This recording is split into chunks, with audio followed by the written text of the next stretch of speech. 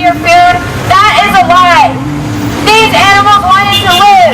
They wanted to be happy and they wanted to be free with their family and friends, just like you and I would. Papa was trying to tell you that these animals were happy to die to your food.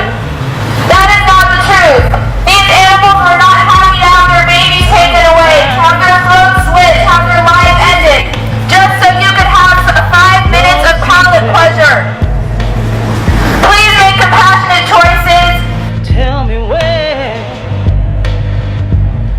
Living creatures just like you and me, who feel happiness, fear, pain, and stress, just like you and I would, or your dogs and cats at home. You can either support violence and murder or support peace and freedom. I can touch the sky.